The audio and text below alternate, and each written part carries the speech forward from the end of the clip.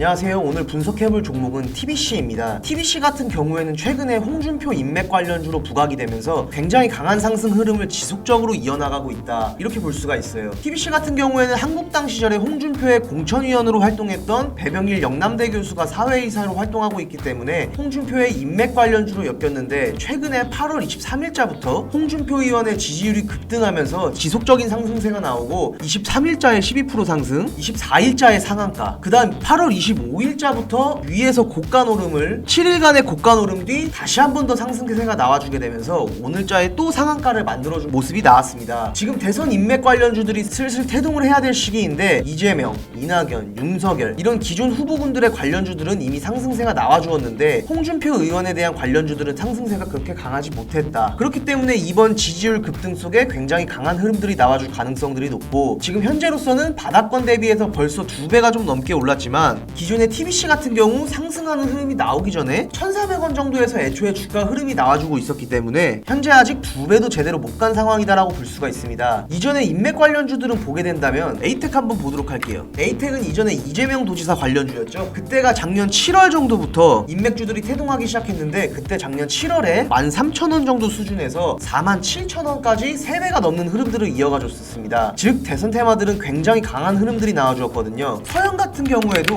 이번 연도 초에 3월달을 보도록 하겠습니다. 3월달에 또 윤석열 관련 테마로 엮이게 되면서 작년에도 물론 7월달부터 엮였지만 7월달에는 4,000원에서 13,000원까지 대략 3배 정도, 그리고 이번 연도 초 2월달에는 7,000원에서 26,000원까지 거의 4배에 가까운 상승 파동이 나와줬거든요. 그런 거에 비춰봤을 때 TBC 같은 경우에는 이제 시작이다라고 볼 수가 있는 종목입니다. 그래서 최근에 TBC가 강한 상승 흐름들이 들어와주게 되고, 그리고 상한가를 친 다음에 고가 노름을 할 때 거래량 자체가 어떻게 됐어요? 8월 26일자부터 완벽하게 죽어줬다가 다시 한 번 더 상승 흐름을 내주면서 거래량이 폭발적으로 급등하는 모습들이 나와줬었습니다. 그러면 이게 무엇이냐면, 모든 시장 관심이 현재 홍준표 관련주에 쏠렸다는 겁니다. 왜? 최근 시장에는 뚜렷한 테마가 없었어요. 뚜렷한 테마가 없이 어떠한 종목군들이 갈까를 개별적으로 호재거리를 예상을 했어야 했어요. 원래 같았으면 그냥 코로나 관련주 투자하면 먹고 대선 테마주 투자하면 먹고 이랬었는데, 지금은 완벽한 개별 주장세가 들어오게 되면서 이 종목이 개별 호재가 뭐가 나올지 하나하나 분석해야 되는 흐름들이 나왔었단 말이에요. 그렇기 때문에 지난 코로나 이후에도 시장에 참여하는 주린이들의 경우에는 굉장히 지금 시장이 어려웠을 겁니다. 근데 여기에서 나와준 게 뭐예요? 홍준표라는 겁니다. 지금은 뭐 하면 돼요? 홍준표 관련주다 그러면 일단 찍는 겁니다. 그러면 어떻게 됩니까? 먹어요. 그러면 이 단순한 주린이들이 과연 기본적으로 본인들이 종목을 하나하나 분석하면서 찾을지, 아니면 홍준표 테마가 뜬다 하면 홍준표 테마에 몰릴지를 생각해 본다면 굉장히 단순한 문제입니다. 그러면 홍준표 테마 이제 시작이라는 거예요. TBC 같은 경우에는 진짜 최저점 1,000원에서 2,600원까지 2배가 좀 넘는 흐름이 나와줬지만, MH 에탄올이라던가 오늘자에 같이 상한가를 가준 MH 에탄올 한번 볼게요.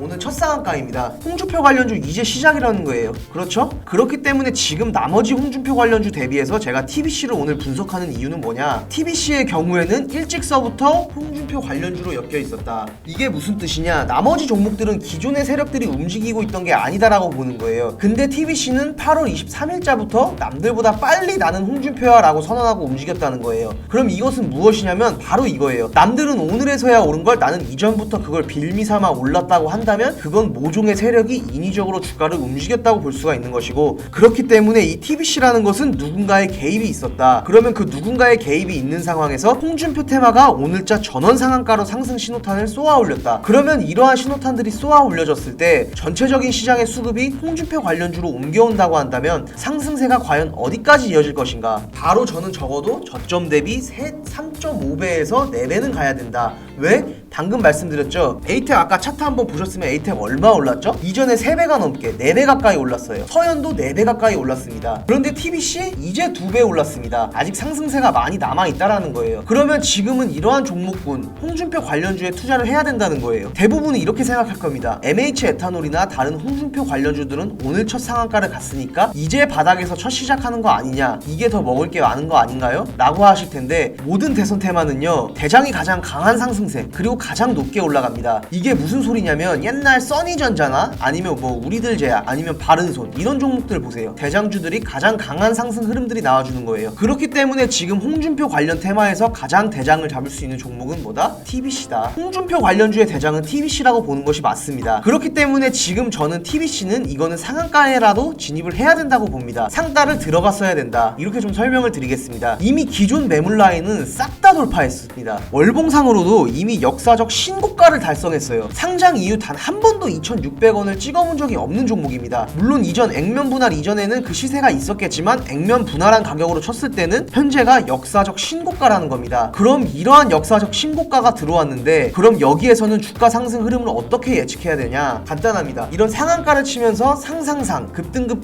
랠리를 달리는 종목은 이동평균선 설정에 들어가서 5일선을 3일선으로 바꿔볼게요. 3일선으로 바꿔서 라인을 조금 더 두껍게 만들어 볼게요. 그러면 어떻게 되는가? 여기 구간을 한번 체크해 볼게요. 최근 상승이 시작된 9월 3일자부터 보겠습니다. 절대적으로 3일선은 무너뜨리지 않고 간다는 거예요. 오늘자에도 3일선을 무너뜨리는가 싶더니 이내에 다시 돌려놓고 올라가 버리잖아요. 이게 무슨 뜻이냐? 급등하는 종목은 3일선을 타고 갑니다. 흐름이 강할 때는 3일선을 타요. 그렇기 때문에 이게 종목이 무너진다라는 관점을 언제 체크해야 되냐면 3일선을 이탈할 때를 보시면 됩니다. 그래서 내일자 주가, 모레자 주가 계속 랠리를 달릴 수 있어요. 다만 3일선을 무너뜨리고 회복을 해주지 못할 때는 저희가 정리하는 관점으로 그때까지는 뭐다? 무조건 홀딩이다. 3일선을 무너뜨리기 전까지는 무조건 홀딩해야 된다. 이렇게 이 TBC를 보셔야 됩니다. 그래서 TBC 같은 경우에는 여러 개 말할 게 없습니다. 대선 테마 중에 5년에 한 번 도래한다는 가장 강한 테마가 이 TBC에 붙었고 TBC는 남들이 움직이기 이전에 먼저부터 가장 강하게 움직이고 있던 종목입니다. 그러면 여러분들은 홍준표 관련 주들의 가장 관심이 많으실 텐데 여기에서 뭘 잡아야 된다? 잡을 거면 TBC를 잡아라. 잡을 거면 TBC를 잡아야 된다고 분명히 말씀드리겠습니다. 그래서 이 TBC 같은 경우에는 기업적 내용, 재무제표 다 필요 없습니다. 그냥 대선 테마다. 이걸로만 저희들이 투자를 하는 거고 이 종목을 홀딩하는 기준은 뭐다? 다시 한번 말씀드리지만 3일선이다. 3일선을 보고서 접근을 하셔라. 이렇게 말씀드리면서 오늘자 TBC 분석 마치겠습니다. 감사합니다.